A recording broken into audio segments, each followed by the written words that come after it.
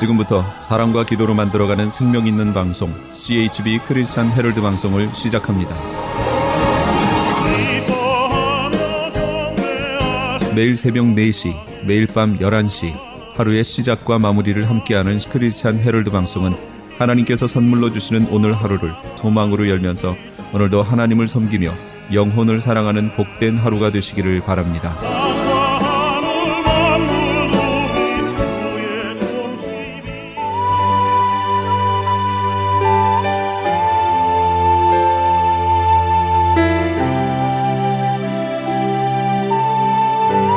이 새벽을 주님과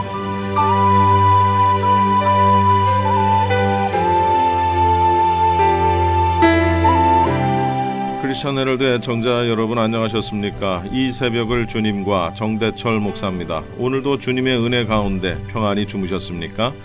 크리스천 헤럴드는 신문을 시작으로 라디오 그리고 이제는 공중파 채널인 18.88을 통해 텔레비전으로도 함께 하실 수 있습니다. 여러분께서는 라디오에 방송되는 목사님들의 모든 설교를 인터넷 웹사이트 www.chtv1888.org를 통해 다시 들으실 수 있습니다. 오늘 하루도 하나님의 귀한 말씀으로 승리하시기 바랍니다.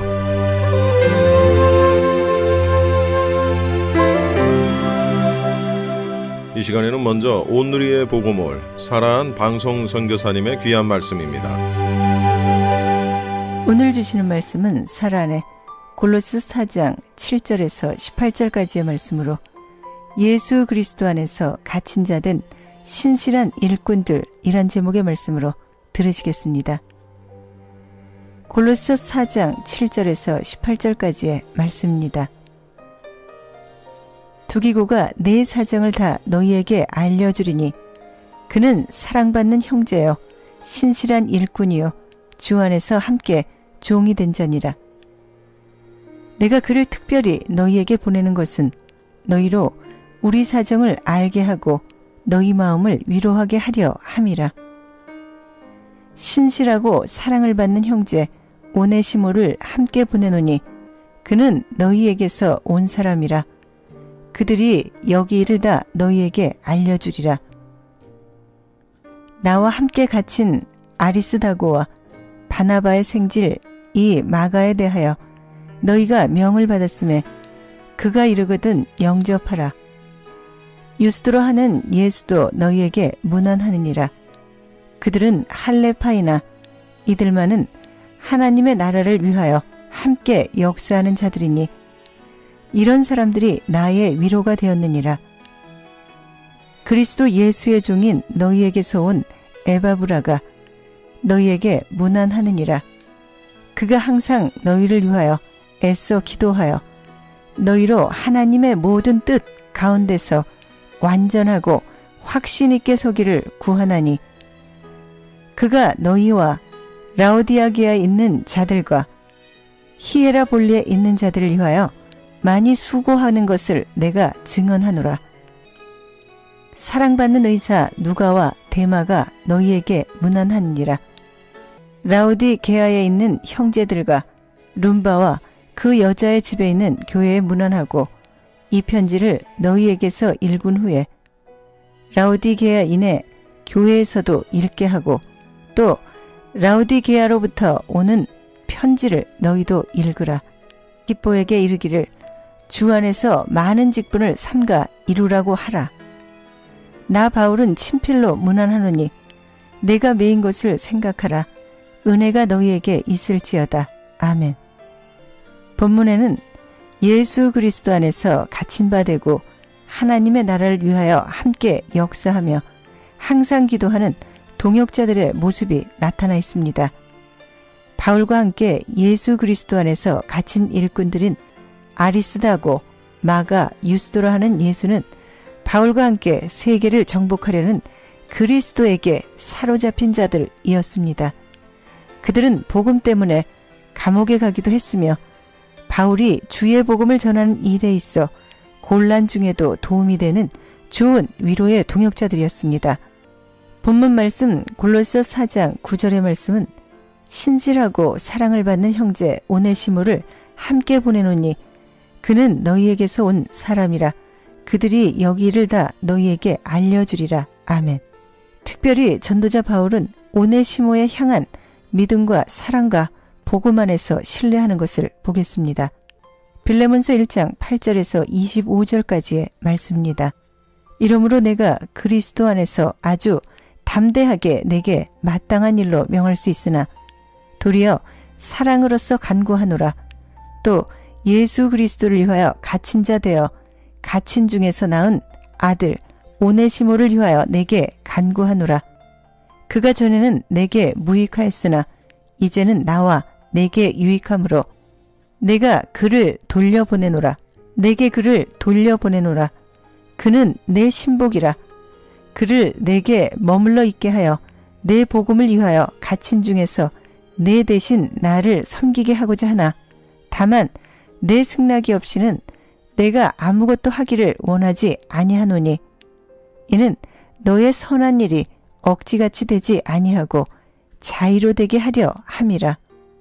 아마 그가 잠시 떠나게 된 것은 너로 하여금 그를 영원히 두게 함이리니 이후로는 종과 같이 대하지 아니하고 종 이상으로 곧 사랑받는 형제로 둘 자라. 내게 특별히 그러하거든 하물며 육신과 주 안에서 상관된 내게라. 그러므로 내가 나를 동역자로 알진대 그를 영접하기를 내게 하듯 하고 그가 만일 내게 불의를 하였거나 내게 빚진 것이 있으면 그것을 내 앞으로 계산하라. 나 바울이 친필로 쓰노니 내가 갚으려니와 내가 이외에 내 자신이 내게 빚진 것은 내가 말하지 아니하노라. 오 형제여, 나로 주 안에서 너로 말미암아 기쁨을 얻게 하고 내 마음이 그리스도 안에서 평안하게 하라. 나는 내가 순종할 것을 확신함으로 내게 썼노니 내가 내게 말한 것보다 더 행할 줄을 아노라. 오직 너는 나를 위하여 숙소를 마련하라. 너희 기도로 내가 너희에게 나아갈 수 있기를 바라노라. 그리스도 예수 안에서 나와 함께 갇힌 에바브라와 또한 나의 동역자 마가, 아리스타고, 데마, 누가가 문안하느니라. 우리 주 예수 그리스도의 은혜가 너희 심령과 함께 있을지어다. 아멘. 이 빌레몬서는 바울이 누구에게 보낸 서신입니까? 그것은 빌레몬서 1장 1절과 2절의 말씀은 그리스도 예수를 위하여 갇힌 자 된 바울과 및 형제 디모데는 우리의 사랑을 받는 자여 동역자인 빌레몬과 자매 아비와와 우리와 함께 병사된 아키포와 내 집에 있는 교회에 편지하노니. 아멘. 곧 예수 그리스도 안에서 디모데와 바울은 사랑하는 동역자인 빌레몬과 자매 아비아와 아키포와 빌레몬의 집에서 하나님의 말씀을 함께 듣는 성도들에게 문안함과 동시에 빌레몬의 집의 종이었던 오네시모가 예수 그리스도 안에서 예수를 믿고 회개한 노예에 대하여 용서하고 사랑하라는 내용입니다. 그럼 오네시모의 생애를 통해서 거듭난 자에 대해 살펴보겠습니다. 거듭나기 전 오네시모는 빌레몬의 가정에 종으로 있던 사람이었습니다. 전에는 무익한 사람이었습니다. 주인에게 유익을 끼치지 못한 사람이니 쓸모가 없었습니다. 믿지 않는 자들은 인간의 주인 대신 하나님과 교회에 유익이 될 수 없습니다. 그리고 전에는 하나님을 떠난 사람이었습니다. 그는 주인에게서 도망쳐 갔으니 마땅히 사형에 해당합니다. 인간이 하나님을 떠남으로 사망에 처하게 된다는 것과 같습니다. 그리고 그는 종이었습니다. 우리가 믿기 전에는 죄의 종이었지만 믿은 후에는 하나님의 종이 되었습니다. 그리고 믿기 전에는 불의한 자였습니다. 그가 주인의 재산을 손해보인 불의한 자인 것 같이 하나님을 떠난 자는 불의한 자인 것입니다. 그들의 최후는 사망입니다. 그러나 거듭난 후에는 변화된 사람이 되었습니다. 바로 하나님과 사람들에게 다 유익한 사람이 되었습니다. 바울 사도의 신복이 되었으니 그는 그전같이 불의한 자가 아니라 믿을 만한 인품으로 신앙 인격이 변화되었습니다. 바울은 영원히 그 곁에 두게 되었습니다. 예수 그리스도 안에서 사랑받는 형제가 되었습니다. 지난날에는 종이었으나 거듭나서 하나님의 자녀가 되었으니 같은 형제가 된 것입니다. 이는 하나님의 은혜여 복인 것입니다. 거듭난 자는 오직 예수 그리스도 안에서만 가능하며 새로운 피조물로서 하나님의 자녀가 된 자들입니다. 그러나 사도 바울과 함께 갇힌 자들은 사도 바울과 또한 어려움도 같이 하는 자들이었습니다. 사도행전 19장 29절의 말씀은 온 시내가 요란하여 바울과 같이 다니는 마게도냐 사람 가이오와 아리스다고를 붙들어 일제히 연극장으로 들어가는지라. 아멘. 사도행전 20장 1절에서 6절까지의 말씀은 소요가 그침에 바울은 제자들을 불러 권한 후에 작별하고 떠나 마게도냐로 가니라. 그 지방으로 다녀가며 여러 말로 제자들에게 권하여 헬라에 이르러 거기 3달 동안 있다가 배 타고 수리아로 가고자 할 그때에 유대인들이 자기를 해하려고 공모함으로 마게도냐를 거쳐 돌아가기로 작정하니 아시아까지 함께 가는 자는 베레아 사람 브로의 아들 소바더와 데살로니가 사람 아리스다고와 세군도와 더베 사람 가이와 및 디모데와 아시아 사람 두기고와 드로비모라. 그들은 먼저 가서 드로아에서 우리를 기다리러라. 우리는 무교절 후에 빌립보에서 배로 떠나 닷새만에 드로아에 있는 그들에게 가서 이레를 머무니라. 아멘. 바로 사도 바울과 함께하는 자들은 바울이 전하는 예수 그리스도의 도 때문에 언제 어디서 모세의 제자들인 육신적인 유대인들에게 잡히게 될런지 모르는 상황에서도 예수 그리스도를 믿는 같은 믿음 안에서 바울과 같이 사역을 돕는 것을 볼 수 있습니다. 지금도 눈으로 보이는 유형의 어떤 것을 가지고 있지는 않더라도 성경 66권에 하나님 아버지로부터 가르침을 받고 우리의 선생 되신 예수 그리스도의 가르침을 받는 많은 그리스도 안에서 거룩한 무리들은 가난한 전도자와 성도들을 돕는 무리들이 적지 않이 많이 있습니다. 누가복음 9장 57절에서 62절까지의 말씀은 길 가실 때에 어떤 사람이 여짜오되 어디로 가시든지 나는 따르리이다. 예수께서 이르시되 여우도 굴이 있고 공중의 새도 집이 있으되 인자는 머리 둘 곳이 없도다 하시고 또 다른 사람에게 나를 따르라 하시니 그가 이르되 나로 먼저 가서 내 아버지를 장사하게 허락하옵소서. 이르시되 죽은 자들로 자기의 죽은 자들을 장사하게 하고 너는 가서 하나님의 나라를 전파라 하시고 또 다른 사람이 이르되 주여 내가 주를 따르겠나이다마는 나로 먼저 내 가족을 작별하게 허락하소서. 예수께서 이르시되 손에 쟁기를 잡고 뒤를 돌아보는 자는 하나님의 나라에 합당하지 아니하니라 하시니라. 아멘. 바로 예수를 따르는 예수의 제자는 눈에 보이는 유형의 것을 따르는 자들이 아니라 요한복음 1장 14절의 말씀은 말씀이 육신이 되어 우리 가운데 거하심에 우리가 그의 영광을 보니 아버지의 독생자의 영광이요 은혜와 진리가 충만하더라. 아멘.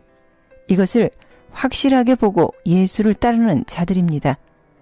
누가복음 17장 20절과 21절의 말씀은 하나님의 나라는 볼 수 있게 임하는 것이 아니요 또 여기 있다 저기 있다고도 못하리니 하나님의 나라는 너희 안에 있느니라. 아멘. 바로 제자의 길은 일시적인 감정만으로는 능력 있고 성숙한 사업을 할 수 없습니다. 한 사람이 주님께 와서 어디로 가시든지 나는 따르리이다라고 57절에서 말합니다. 이 제안은 매우 헌신된 자처럼 보일 수 있습니다. 그러나 그는 제자의 길에 대해 많은 시간을 두고 깊이 생각하지 않은 채 일시적인 충동에 의해 이런 말을 했음이 분명합니다. 제자의 길은 많은 고난과 역경을 감내하여야 함을 인식하지 못하고 하는 말이었습니다. 제자의 길은 자신의 모든 일에 대하여 우선순위의 개념이 철저해야 합니다. 또 한 사람이 와서 말하기를 아버지의 장사를 치르고 난 뒤 따르겠다고 60절에서 말합니다. 그는 우선순위에 대한 개념을 갖고 있지 못했습니다.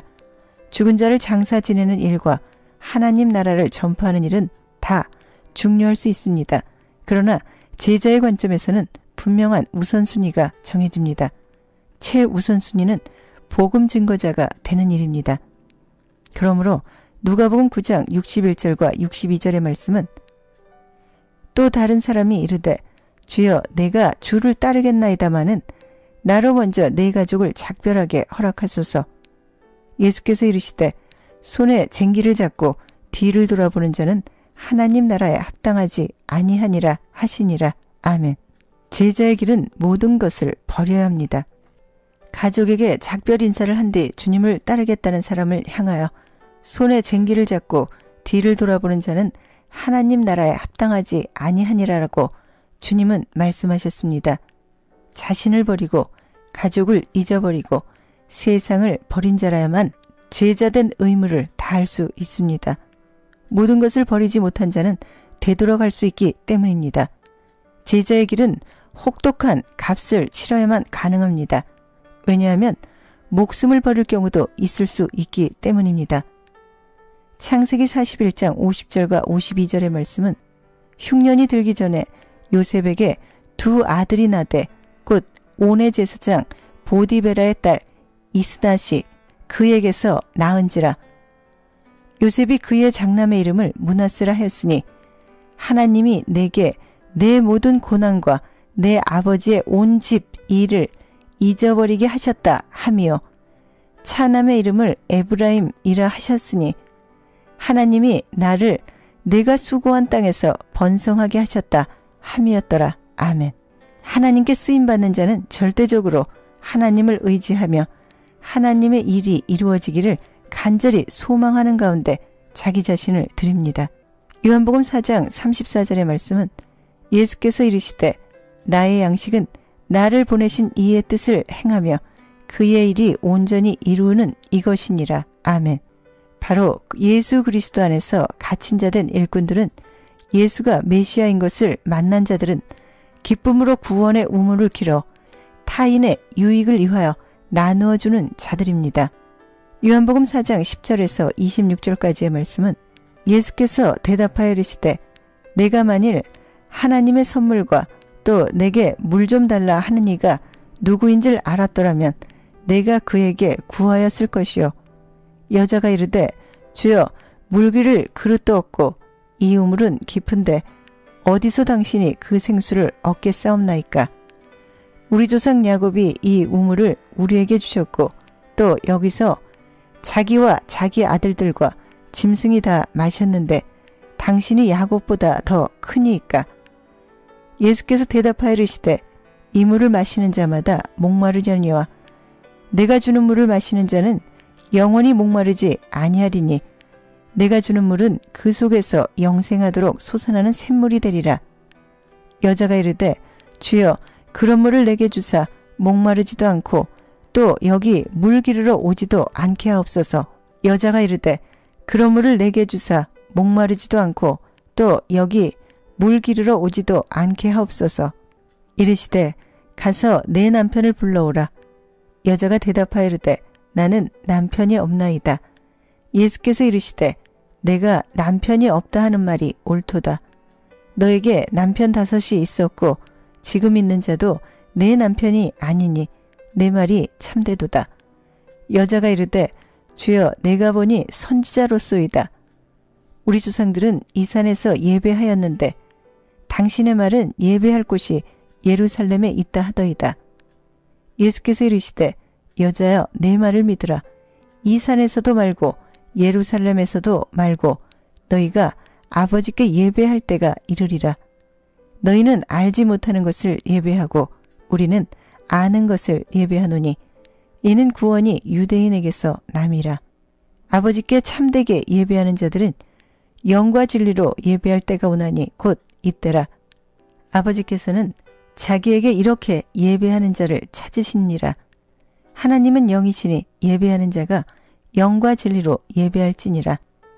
여자가 이르되 메시아 곧 그리스도라 하는 이가 오실 줄을 내가 아노니 그가 오시면 모든 것을 우리에게 알려주시리이다. 예수께서 이르시되 내게 말하는 내가 그라 하시니라. 아멘. 예수는 사마리아 여인을 만나기 위해 사마리아에 있는 수가라는 동네로 들어가셨습니다. 왜냐하면 그곳에는 사마리아 여인이 물을 길어 먹던 야곱의 우물이 있었기에 말씀으로 준비가 되었던 사마리아 여인을 만날 때가 되었기 때문입니다. 갈라디아서 4장 1절에서 6절까지의 말씀은 내가 또 말하노니 유업을 이을 동안에는 모든 것의 주인이나 어렸을 동안에는 종과 다름이 없어서 그 아버지가 정한 때까지 후견인과 청지기 아래에 있나니 이와 같이 우리도 어렸을 때 이 세상의 초등학문 아래에 있어서 종노릇 하였더니 때가 참에 하나님이 그 아들을 보내사 여자에게서 나게 하시고 율법 아래에 나게 하신 것은 율법 아래에 있는 자들을 속량하시고 우리로 아들의 명분을 얻게 하려 하심이라. 너희가 아들이므로 하나님이 그 아들의 영을 우리 마음 가운데 보내사 아빠 아버지라 부르게 하셨느니라. 아멘. 이 사마리아 여자는 세상의 힘을 의지하지 않았습니다. 요한복음 4장 15절에서 18절까지의 말씀은 이르시되 가서 네 남편을 불러오라. 여자가 대답하이르되 나는 남편이 없나이다. 예수께서 이르시되 내가 남편이 없다 하는 말이 옳도다. 너에게 남편 5이 있었고 지금 있는 자도 내 남편이 아니니 내 말이 참되도다. 아멘. 이 사마리아 여자는 야곱의 우물을 길러 먹으면서 세상의 힘을 의지하지 않고 오실 메시아를 기다리고 있었습니다. 요한복음 4장 22절의 말씀은 여자가 이르되 메시아 곧 그리스도로 하신 이가 오실 줄을 내가 아노니 그가 오시면 모든 것을 우리에게 알려주시리이다. 아멘. 이 여자에게 드디어 예수를 만나는 때가 되어 예수님이 찾아오신 것이었습니다. 요한복음 4장 26절의 말씀은 예수께서 이르시되 내가 말하는 내가 그라 하시니라. 아멘. 여자는 율법 아래에 매어 있다가 때가 참에 예수 그리스도를 만나게 되었습니다. 바로 예수를 만난 여자는 자신의 육신을 위해 길어 먹을 수 있는 도구인 양동이를 던져두고 자신이 만난 예수를 곧 세상의 구주를 소개하러 다니고 있는 것입니다. 이것은 자기가 만난 예수를 소개할 수 있는 것은 그리스도인에게 주시는 하나님의 일이요 기쁨입니다. 예수를 발견한 사람은 이처럼 자기가 가진 모든 것을 버려두고 구원 사업에 최선을 다하게 됩니다.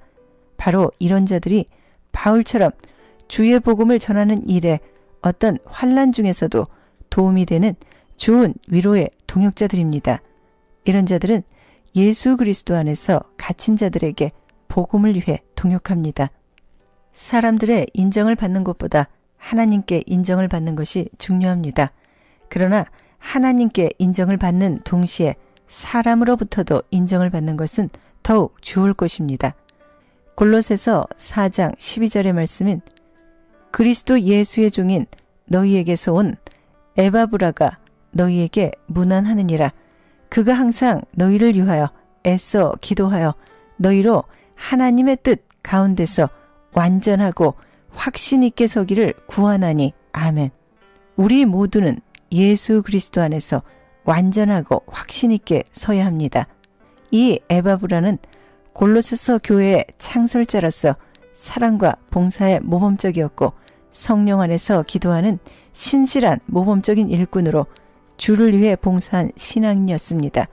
우리도 이런 바울이나 에바브라나 또는 바울과 동역했던 모든 성경 속의 인물들처럼 주 안에서 갇힌 자들에게 복음을 전하는 신실한 복음의 일꾼들이 되시길 예수 그리스도 이름으로 기도드립니다. 아멘. 지금까지 온누리의 복음을 사랑한 선교사님의 귀한 말씀이었습니다. 말씀 들으시고 신앙에 도움받기 원하시는 분들은 678 지역번호 588국에 3848번 678-588-3848번으로 문의하시기 바랍니다.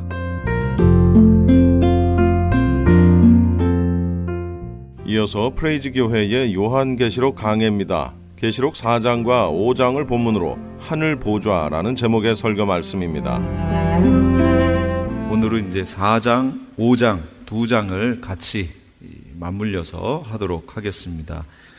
특히 4장에 있는 내용은 하늘 보좌의 모습들이 그려져 있고요. 5장 같은 경우는 이제 하나님 오른손에 있었던, 보좌에 앉으시니 오른손에 있던 두루마리를 어린 양께서 받으시고 그것을 해제하기 전까지의, 봉인을 해제하기 전까지의 그런 내용들이 거기에 나와 있습니다. 먼저 4장부터 보도록 하겠습니다. 4장 앞에 부분에 보면 이 일 후에 내가 보니 하늘에 열린 문이 있는데 내가 들은 바 처음에 내게 말하던 나팔 소리 같은 그 음성이 이르되 이리로 올라오라. 이후에 마땅히 일어날 일들을 내가 네게 보이리라 하시더라. 이렇게 나와 있어요. 이 계시록에 보면 이 일 후에 내가 보니 이라는 요 말씀이요 자주 나옵니다. 그건 뭐냐면 시간 순서대로 요거 후에 이렇게 된다라는 것들을 보여주는 겁니다. 그러니까 요 말씀만 잘 따라가더라도 계시록이 어떻게 순서대로 이렇게 가고 있구나 하는 것을 알 수 있다. 그런 내용이에요. 그런데 여기 보니까 요 4장 1절에 보면 중간에 그 음성이 이르되 이리로 올라오라 라고 하는 이 음성이 요게 많이 오해가 되는 거예요. 요 구절이요. 왜 이리로 올라오라 라고 말씀하셨죠?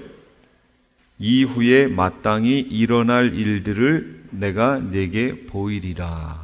이후에 마땅히 일어날 일을 내가 너에게 보여줄 테니까 이리로 올라오라 라는 내용이에요. 누구에게 하신 말씀이에요? 그렇죠. 사도 요한에게 하신 말씀이죠. 근데 이거를 휴거의 말씀이라고 얘기하면 지금 앞에 쭉 교회 얘기 뭐 이런 거 다 보셨잖아요. 갑자기 난데없이 뜬금없이 이걸 휴거라고 얘기할 수 있나요? 이건 휴거를 말하는 내용이 아니에요. 요거는 말 그대로 사도 요한을 하늘로 들어 올려서 앞으로 될 일을 이제 보여주시기 위해서 사도 요한한테 이리로 올라오라 하신 내용이에요. 그냥 이 말대로요. 근데 이걸 교회를, 이 땅에 있는 교회를, 성도들을, 잘 준비되어 있는 이들을 환난 들어가기 전에 휴거시키기 위한 휴거의 내용이라고 자꾸 보는 거예요. 이거를. 그럼 지금 4장도 읽어보셨고 그 앞장도 다 보셨지만 휴거라고 말하기에는 이건 좀 그렇죠. 네. 그래서 그냥 일반적으로 성경을 읽을 때도 계시록 그러면 목사들에게 있는 그게 있습니다. 아유, 칼빈도 해석 못한 것을 어떻게 감히, 이런 마음들이 있어요. 그리고 계시록은 막 되게 어려운 단어들로 돼 있기 때문에 해석하기도 난해하고 힘들다라는 이미지들이 바뀌었어요. 그래서 여기 나와 있는 단어 하나하나를 너무 막 이 계시적인 뭐 이거 단어 하나에 상당히 많은 뜻이 막 담겨 있는 것처럼 이렇게 무서워하고 해석을 잘 못한다든지 시도를 안 한다든지, 또 시도를 하더라도 이 한 단어에 너무 많은 의미를 여기다가 이렇게 해석하는 경우들이 있다는 거죠. 그래서 여기 이리로 올라오라, 이 휴거의 말 단어대로 보면 휴거되는 거잖아요. 그러나 이건 교회를 휴거시키기 위한 그 내용이 아니고요. 사도 요한을 하늘로 들어 올려서 그에게 앞으로 되어질 일들을 보여주시기 위한 그 말씀으로 이리로 올라오라 라고 하신 내용이다 라는 거, 그렇게만 기억하시면 될 것 같아요. 왜 그러냐면 이 부분을 성도들의 휴거라고 얘기하고 성도들은 환난을 거치지 않는다라고 주장하는 사람들이 환난 전 휴거를 말하는 성경 구절들 중에 하나가 이 구절이에요. 그럼 오늘 보셨지만 이건 그거랑 전혀 상관없다라는 것을 보시면 됩니다. 이제 또 그런 내용들이 나오면 다시 말씀을 드릴게요. 자, 요한의 사명, 계시록 1장 19절 우리 봤던 거죠. 네가 본 것과 지금 있는 일과 장차 될 일을 기록하여 전하는 것, 이게 요한의 사명이었어요. 그러니까 봐야 전할 거 아니에요? 그러니까 보여줄 테니까 와서 봐라, 그 내용이에요. 이거는 이해가 되셨죠? 그 다음에 2번, 하늘 보좌의 모습이 여기서 이제 그려집니다. 4장 2절, 성령에 감동되어 하늘 보좌와 그 위에 앉으신 이를 볼 수 있었죠? 성령에, 그러니까 이리로 올라오라 라는 그 음성을 듣고 2절에 내가 곧 성령에 감동되었더니 해서 올라가서 본 거예요. 어떻게 올라갔는지, 몸이 같이 갔는지 뭐 이런 건 모르겠어요. 그런 게 나오지 않으니까. 바울도 그렇게 하지요. 자기 영으로 가 있었는지 어떻게 가 있었는지 자기는 모르거니와 하나님은 아신다라고. 그러니까 어떻게 됐는지 그 안 나오니까 거기까지만 보자는 얘기예요. 나온 데까지만. 어쨌든 성령의 감동이 돼서 하늘 보좌가 베풀어져 있는 하늘을 보기 시작합니다. 하늘 보좌가 베풀어져 있어요. 그 보좌에 앉으신 이가 있습니다. 그리고 4장 3절에 아까 읽으신 내용들이에요. 앉으신 이의 모양이 벽옥과 홍보석 같고 또 무지개가 있어 보좌에 둘렀는데 그 모양이 녹보석 같더라. 또 보좌에 둘러 24 보좌들이 있고 그 보좌들 위에 24 장로들이 흰옷을 입고 머리에 금관을 쓰고 앉았더라. 이렇게 나옵니다. 여기에 보시면 벽옥, 홍보석, 그다음 녹보석 막 이런 말들이 거기 나오죠. 벽옥 같고 홍보석 같고 녹보석 같고 하는 것에 대해서도 너무 심각하게 막 그거 단어 하나하나에 파고들려고 하지 마세요. 같고라고 얘기했으면 녹보석이란 얘기예요? 아니란 얘기예요? 아니란 얘기예요. 제가 여기에서 무엇인가를 봤어요. 이걸 여기 계신 성도님들에게 전해주려면 어떻게 하면 될까요? 우리가 다 같이 공유하고 있는 어떤 것을 빗대서 마치 이것 같더라 라고 얘기해줘야 이해가 될 거 아니에요. 저만 아는 얘기로 여기서 얘기를 하면 이해를 못 하시지요. 그러니까 우리 모두가 아는 어떤 것을 빗대서 그 상황을 이렇게 설명해 준 거예요. 이렇게. 그러니까 여기 보시면 벽옥 같고 홍보석 같고 녹보석 같더라. 벽옥이나 홍보석이나 녹보석이란 얘기예요? 아니란 얘기예요? 아닌 거예요. 그러니까 그 단어 하나하나에 녹보석이 뭐지? 뭘 상징하지? 벽옥이 뭘 상징하지? 이렇게 접근하지 말라 그런 얘기입니다. 그냥 정말 이 땅에서는 보기 힘든 갖가지 우리가 가치 있다고 여겼던 것들 있잖아요. 그런 게 하나님 앞에 다 펼쳐져 있구나. 그렇게 하나님의 모든 것의 최고의 가치구나 라고 하는 것으로 중심을 두면 될 것 같습니다. 그런데 여기서 잘 보시면 24 장로 보좌가 있고요. 그 둘레에 24 장로가 있고 24 장로가 있었어요. 그 다음에 거기에 5절에 보면 번개와 음성과 우레소리가 나고 보좌 앞에 켠 등불 7이 있으니 하나님의 7역이라. 모든 것이 뭘 중심으로 돼 있죠 지금? 네, 하나님을 중심으로 보좌가 가운데 있고요. 그걸 뺑 둘러서 24 장로가 있고요. 그 다음에 우레소리와 천둥 번개가 있고 그 다음에 거기 또 보시면 또 뭐가 있었어요? 7 등불이 그 앞에 있고요. 그 다음에 또 밑에 쭉 읽으셨죠? 네 생물, 네 짐승이 거기 딱 있고 모든 것이 하나님 중심으로 이렇게 배치가 돼 있다는 얘기예요. 이게 상당히 중요한 내용입니다. 모든 것을 하나님 중심으로 모든 것이 배치되어 있다. 그리고 하나님을 중심으로 모든 것들이 피조물들이 거기 모이게 될 것이다 라는 거예요. 이 땅에 살면서 하나님 중심적인 신앙생활을 그래서 안 하면 거기 가서 상당히 어색할 겁니다. 그렇죠? 하나님 중심, 하나님을 바라보는 신앙생활을 안 하면 상당히 어색하고 거기 가서 여기서도 그러잖아요. 이미 이제 우리는 하나님께 익숙해져서 우리 주님께 익숙해져서 주님께 우리의 마음을 드리고 무릎 꿇는 것이 익숙하지만 어떤 사람들은 하나님 앞에 무릎 꿇고 기도한다든지 그런 것이 익숙하지 않은 사람들이 있어요. 이 땅에 많잖아요. 그런 사람들이 여기 와가지고 주님 앞에 무릎 꿇으라고 그러면 그 사람들이 어떨까요? 느낌이 되게 어색할 거예요. 그러니까 못 간다 그 얘기. 못 가요. 하나님 나라는 모든 것이 하나님 중심으로 되어 있습니다. 그러니까 이게 우리 삶에 당연시 되어지고 당연히 내가 주님 앞에 무릎 꿇고 주님이 내 주인이시라는 것이 믿어지고 고백되어지는 사람들에게는 하나도 어색한 게 없어요. 그러나 그렇지 않은 사람들에게는 그 광경이 상당히 어색할 겁니다. 하나님 나라는 하나님 앞에 무릎 꿇는 곳이에요. 여기 보시면 24 장로들도요 하나님을 찬양하고 거기 날아다니는 네 짐승들도요, 거룩하다 하면서 하나님께 계속 영광 돌려요. 모든 초점이 하나님께 맞춰져 있는 곳이에요. 그렇지 않은 사람이 거기 갈 수도 없지만 가더라도 적응을 못 할 거예요. 여기 뭐 분위기가 뭐 이래, 이렇게 될 거라고요. 그래서 아예 적응 못 할 사람들은 처음부터 거기 들어가지도 못해요. 그러니까 하나님 앞에 예배하고 손 들고 하나님께 기도하고 부르짖고 하는 것이 익숙하고 당연한 사람들만이 거기에 들어가게 될 것이다 라는 겁니다. 그러니까 이 땅에서도 하나님 중심적으로 하나님을 바라보면서 그렇게 신앙생활 하시기 바랍니다. 거기 또 제사장들의 그 벽옥, 홍보석, 녹보석 이런 것들이 다 제사장들의 가슴 흉배에 붙이던 그런 것들이죠. 그리고 계시록 21장에도 보면 새 예루살렘의 기초석들이 쫙 깔려 있는데 그게 바로 그런 보물들로 다 되어 있습니다. 그러나 거기에다가 너무 의미를 부여하시지는 마세요.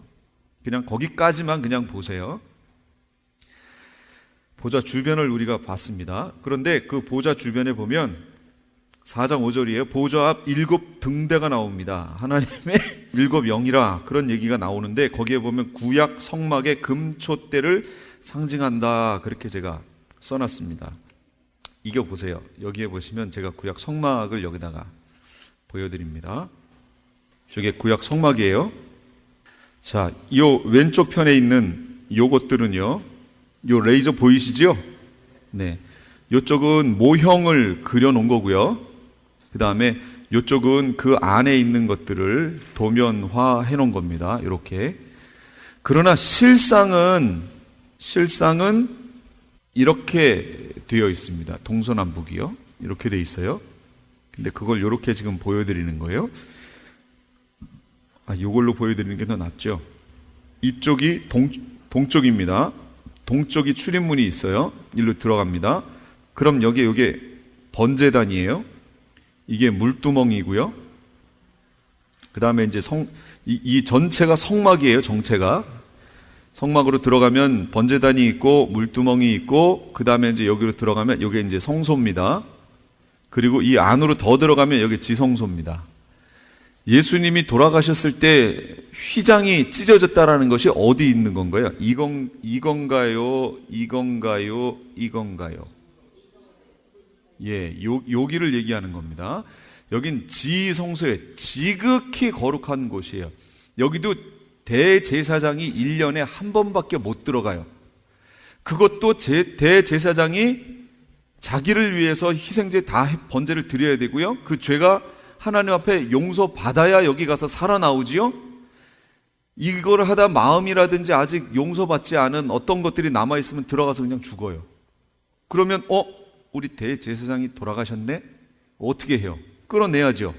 그래서 다른 제사장들이 그 대제사장을 끌어내기 위해서 지성소 안으로 들어가면 어떻게 돼요? 죽어요. 그래서 어떻게 해놨다고요? 예, 발에다가 끈을 묶어놔요. 그리고 방울을 묶어놓습니다.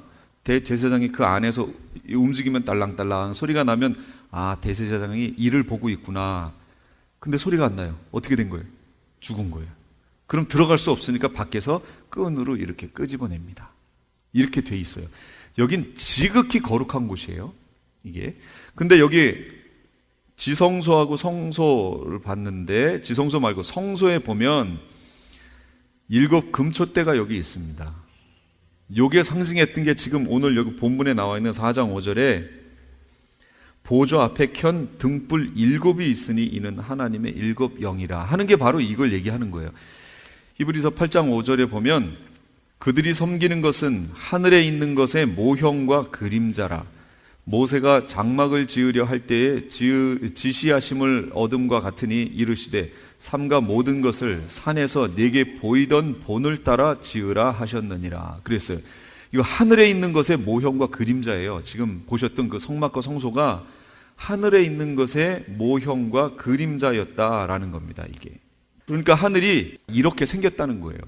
지금 그 모습을 여기다가 좀 보여주고 있는 겁니다. 그러니까 그 다음에 있는 6절을 보세요. 보좌 앞에 수정과 같은 유리바다가 있고 보좌 가운데와 보좌 주위에 네 생물이 있는데 앞뒤에 눈들이 가득하더라. 그러면 여기에 수정과 같은 유리바다가 있다고 그랬잖아요. 유리바다가 있어요? 그럼 여기에 바다가 어디 있어요? 여기 있잖아요. 여기 물두멍 있죠. 이게 수정과 같은 유리 바다를 상징합니다. 그리고 그 더 문 쪽으로 가면 번제단이 있어요. 번제단은 어디서 확인하실 수 있냐면 계시록 6장 펴보세요. 9절. 다섯째 인을 떼실 때 어떤 일이 벌어지냐면, 자, 읽어볼까요? 시작. 다섯째 인을 떼실 때에 내가 보니 하나님의 말씀과 그들이 가진 증거로 말미암아 죽임을 당한 영혼들이 제단 아래에 있어. 이 제단이 뭐예요? 또 갑자기 여기 갑자기 제단이 나왔죠. 제단이 여기 있잖아요. 번제단 여기 가 있잖아요. 그러니까 순교자들은 자신의 몸을 뭘로 드린 거예요? 제물로 드려버렸잖아요. 그래서 여기 번제단에 가 있는 거예요. 여기에. 근데 지금 우리가 본 여기에 보면 하나님이 계시고 24장로가 있고 쭉쭉쭉 있는데 앞에 수정과 같은 유리바다가 있어요. 성도들이 있어요, 없어요? 지금 없어요. 성도들이 비어 있어요. 지금 그냥 수정과 같은 유리바다만 펼쳐져 있습니다. 그리고 그 너머에 제단이 있고 거기에 이제 순교자들이 있게 되는 거예요. 순교자들이 가 있는 곳이 달라요. 그래서 일반 이 앞에 죽은 성도들은 어디가 있어요? 예, 낙원에 가 있죠. 낙원에 가 있지만 순교자들은 여기 제단 앞에 가 있는 거예요. 그래서 이게 달라요. 그런데 7장 9절에 한번 보세요. 또 우리가 오늘 본 본문에는 수정과 같은 유리바다가 펼쳐져 있고 아무도 없었는데 7장 9절에 이 일 후에 내가 보니 각 나라와 족속과 백성과 방언에서 아무도 능히 셀 수 없는 큰 무리가 나와 흰옷을 입고 손에 종려가지를 들고 보좌 앞과 어린 양 앞에 서서, 보좌 앞과 어린 양 앞이면 어디예요? 아까 있던 그곳이잖아요. 수정과 같은 유리바다가 펼쳐져 있는 곳이죠. 예, 거기가 우리들이 있는 곳이니까 그 펼쳐진 곳에 흰옷 입은 무리가 거기 들어가 있어요. 갑자기 7장에 가니까 4장에는 없었는데 7장에 가니까 흰옷 입은 무리가 거기에 등장합니다. 셀 수 없이 많은 무리가 등장해요. 그랬더니 갑자기 궁금하지 않아요? 이들이 누구예요? 예, 갑자기 뜬금없이 아무 설명이 없다 갑자기 툭 나타났어요. 그러니까 예수님이 이거 얼마나 자세하게 이걸 설명을 우리에게 해주냐고요. 여기에서 사도 요한에게 묻는 형식으로 장로 한 명이 묻지요. 이 흰옷 입은 자들이 누구며 어디서 왔는가? 라고 묻습니다. 그랬더니 이 사도 요한이 뭐라고 얘기하냐면 저는 모릅니다. 당신이 아십니다. 라고 얘기하니까 7장에 보면 내가 말하기를 내 주여 당신이 아시나이다 하니 그가 나에게 이르되 이는 큰 환난에서 나오는 자들인데 어린 양의 피에 그 옷을 씻어 희게 하였느니라. 큰 환난 중에 나온 자들이래요. 아까 제가 환난 전 휴거설을 주장하는 사람들의 봐라 환난 전에 휴거됐지 라고 하는 주장하는 성경 구절이 몇 가지가 있는데 아까 보셨던 4장 1절에 있는 이리로 올라오라가 그 하나고요. 두 번째는 여기 있는 그거예요. 환난 가운데서 나온 환난 중에 나온 자들인데 하는 요 내용이에요. 요거 환난 이렇게 가기 전에 환난에서 나온 자들인데 그래서 그 앞에서 이렇게 나왔다는 거예요. 그래서 휴거됐다는 거예요. 근데 그건 이 성경을 너무 잘못 해석한 거예요. 이건 우리말로 잘못 해석이 됐어요. 제가 그게 잘못됐나 안 됐나를 여기서 보여드릴게요. 계시록 지금 7장 14절 내가 말하기를 내 주여 당신이 아시나이다 하니 그가 나에게 이르되 이는 큰 환난에서 나오는 자들인데 이렇게 나왔어요. 이거 개역 개정판입니다. 제가 여기 있는 걸로 다 보여드릴게요. 개역 한글판입니다. 큰 환난에서 나오는 자들인데 지금 개역 한글은 누가 복음을 전한 후에 만들어진 거냐면 세대주의, 미국의 세대주의, 무디와 같은 이런 부흥운동 하던 사람들 있죠. 그 사람들이 세대주의자들이에요. 그래서 그들이 보는 그 신학적인 배경을 바탕으로 해서 한국에 들어와서 번역된 성경이에요. 이렇게 해석이 됐어요. 새 번역은 뭐라고 했나 보세요. 이 사람들은 큰 환난을 겪어낸 사람들인데 벌써 말이 약간 뉘앙스가 다르죠? 겪어냈다는 얘기는 통과했다는 얘기죠? 공동번역 볼까요? 저 사람들은 큰 환난을 겪어낸 사람들입니다. 이렇게 나오죠 벌써? 바른 성경 큰 환난으로부터 나오는 자들인데 애매합니다. 약간 현대인의 성경 큰 고난을 겪었고 벌써 겪은 걸로 나오지요. 쉬운 말. 큰 환난을 겪은 사람들로서 쉬운 성경. 겪은 자들입니다. 우리말 성경. 환난으로부터 나오는 애매합니다. 이것도 약간 카톨릭 성경. 저 사람들은 큰 환난을 겪어낸 사람들이다. 흥정역. 큰 환난에서 약간 애매해요. 킹제임스. 대환난에서 나온 사람들이며 애매하지요? 흥정역 같은 경우도요. 제가 보니까 이것도 세대주의적인 신학 바탕을 두고 번역했어요. 이 사람들이. 벌써 환난 중간이나 환난 후에 휴거된다는 것에 대해서 이 번역한 사람이 그 사람들이 잘못됐다고 얘기를 주장하는 걸 제가 글을 통해서 봤어요. 그러니까 그걸 잘못 번역했다고 그 사람들이 얘기하더라고요. 그래서 이 사람들도 세대주의 환난 전 휴거를 얘기하는 사람들이구나. 이걸 번역한 사람들도 그걸 알 수 있었어요. 그러니까 여기서 그냥 큰 환난에서 이렇게 나오죠. 에서는 참 애매합니다. 이게 환난에서라는 말이 환난 들어가기 바로 앞에서라는 얘기인지 환난 들어간 후에 그 중간에선지 끝에선지 이 에서라는 말은 요건 애매합니다. 아주. 그래서 차라리 하려면 여기 있는 것처럼 환난을 겪었고 이런 건 너무 정확하죠. 뜻이 겪어낸 사람들이라고 뜻이 좀 있는데 그냥 환난에서 하면 이게 뜻이 약간 애매합니다. 그러나 이 원어상의 의미는 뭐냐? 겪어낸이에요. 그 환난을 통과하고 그 환난 중에 올라간 사람을 의미하는 거예요. 그게 제가 그래서 에크라고 하는 전치사 얘기를 했잖아요. 에크.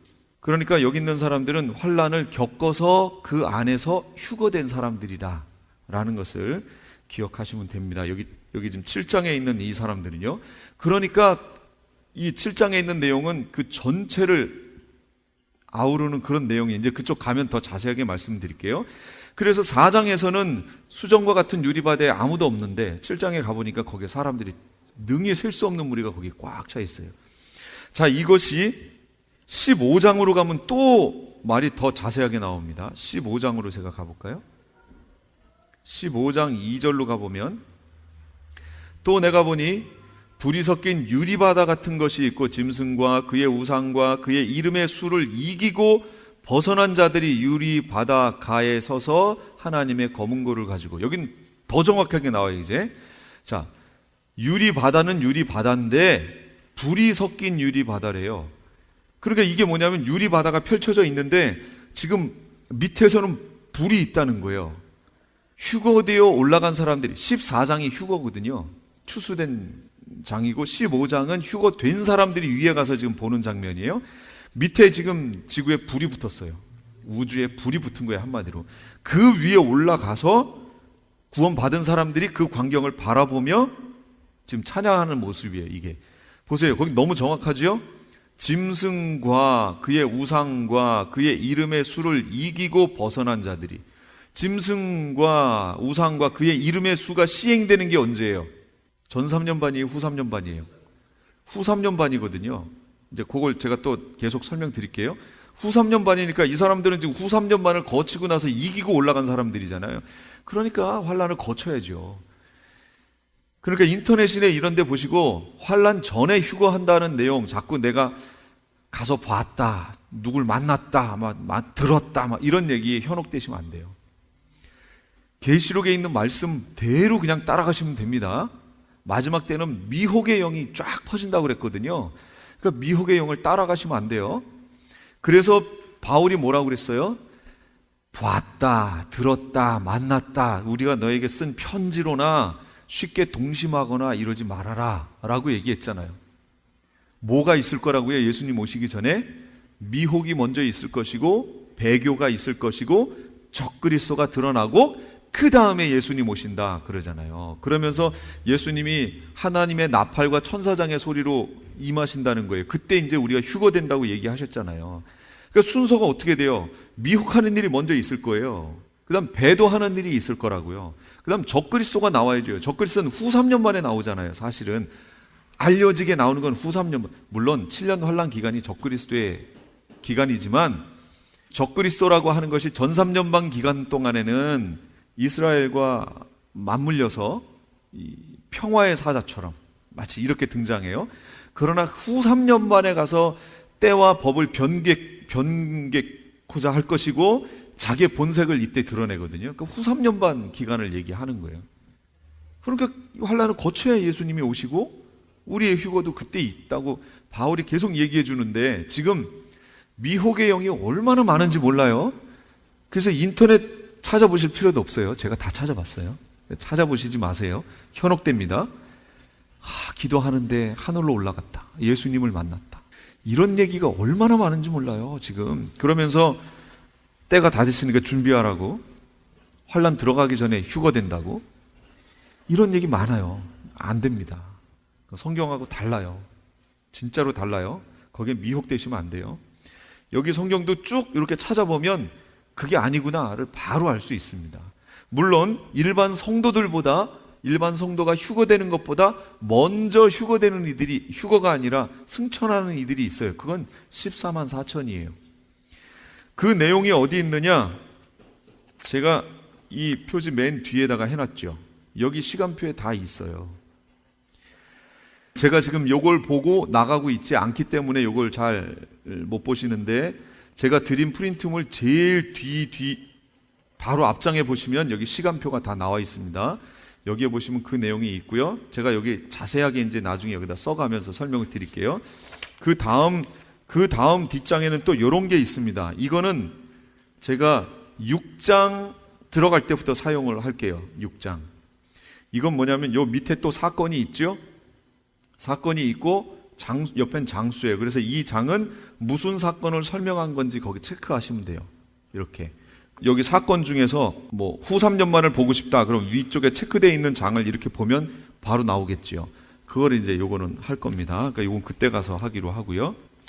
그 앞에 시간표에 보시면 다 나와 있습니다. 이렇게 성막, 이게 모형이 하늘의 모형이고요. 그거의 그림자다라는 것을 지금 말씀을 드렸어요. 그래서 성막을 공부하면 참 좋습니다. 어떤 분은 이 계시록의 말씀을 성막의 관점에서 쫙 이렇게 풀어서 설명하신 분도 있더라고요. 그래서 또 이렇게 볼 수도 있구나 하는 그런 마음을 또 제가 가졌었는데, 이런 부분을 좀 참고하시면서 계시록을 보십시오. 자, 유리바다 거기까지 봤어요. 그다음 24장로 얘기 4번 볼게요. 4장 4절에 흰옷을 입고 있다라고 그렇게 나와 있죠. 이 24장로가 흰옷을 입고 있습니다.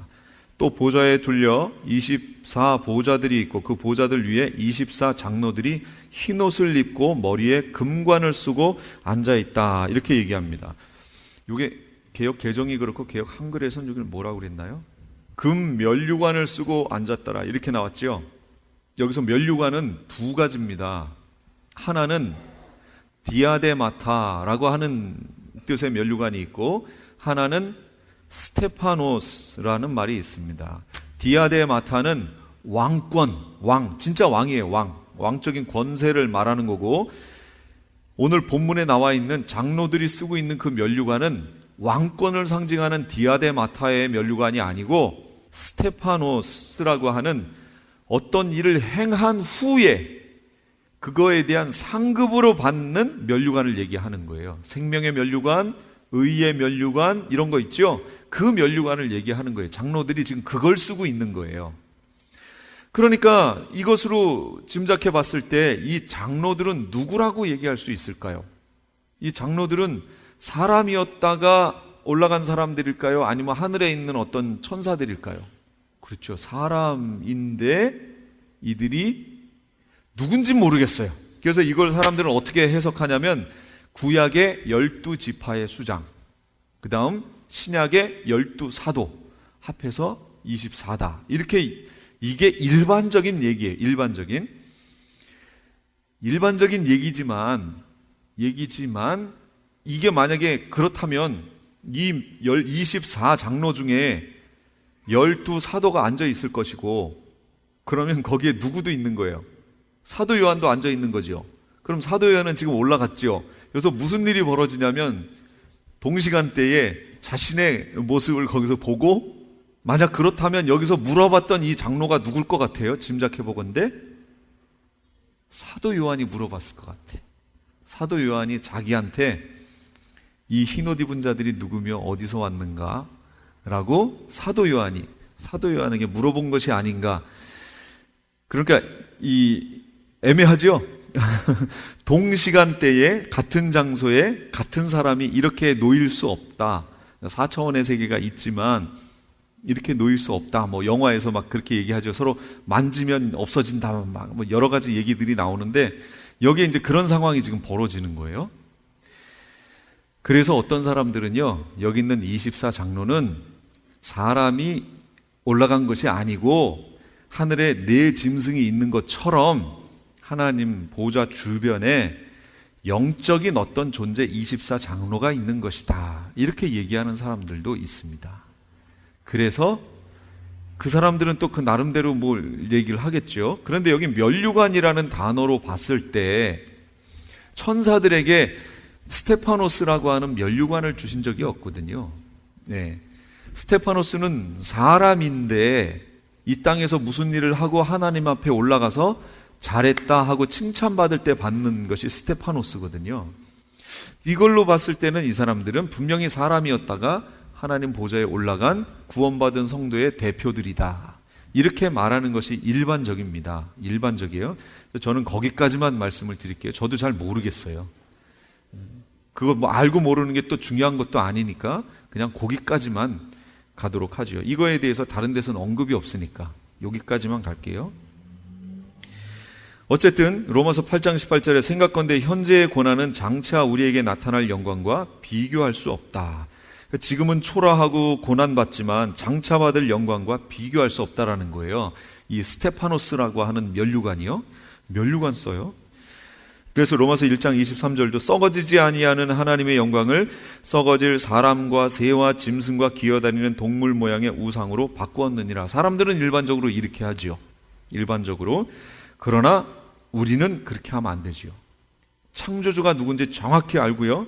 나중에 우리에게 면류관을 주셨을 때 우리는 그 면류관을 4장 10절에 있는 것처럼 보좌 앞에 던지며 4장 10절에 이렇게 찬양하는 자리로 나아가야 합니다. 4장 10절 24장로들이 보좌에 앉으신 이 앞에 엎드려 세세토록 사시는 이에게 경배하고 자기 면류관을 보좌 앞에 던지며 가로되 우리 주 하나님이여 영광과 존귀와 능력을 받으시는 것이 합당하오니 주께서 만물을 지으신지라 만물이 주의 뜻대로 있었고 또 지으심을 받았나이다 하고 주님을 경배하고 찬양하지요. 자기가 받은 자기 면류관을 보좌 앞에 던지며 가서 봤더니 주님이 우리에게 면류관을 주세요. 이 땅에서 한 거에 대해서 맞게 이제 면류관을 주시겠다고 약속하셨으니까 주셨는데 가서 보니까 그 면류관도 받을 수 있도록 해주신 분이 누구예요? 오늘 설교의 뒷부분은 목요일 새벽 4시에 계속 이어집니다. 지금까지 프레이즈 교회의 요한계시록 강해였습니다. 프레이즈 교회에서는 매주 주일 오후 2시에 요한계시록을 강해하고 있습니다. 참여를 원하시는 분들은 한인타운 피코와 캔모어에 위치한 2668 웨스트 피코 블루버드 프레이즈 교회로 오시거나 전화 213-700-9833 213-700-9833번으로 문의하시기 바랍니다. M3를 아십니까? 무슨 병에 걸렸던지 큰 효과를 준다는 신비한 영양제. 혈액에 영양을 공급하여 힘이 생기니까 피곤하지 않고 이제는 지팡이 없이 걸을 수 있다고 많은 분들이 간증을 합니다. 혈액 해독, 기력 회복, 뼈 골수 영양 공급, 심장, 뇌, 혈전 용해. 유태인 회사가 제조한 특수 영양제. M3, 혈액 순환을 잘 되게 하는 최고급 영양제. M3, 크던 작던 아픈 곳이 있다면 M3. 213-435-9600, 213-435-9600번입니다. 정직한 마음으로 권해드립니다.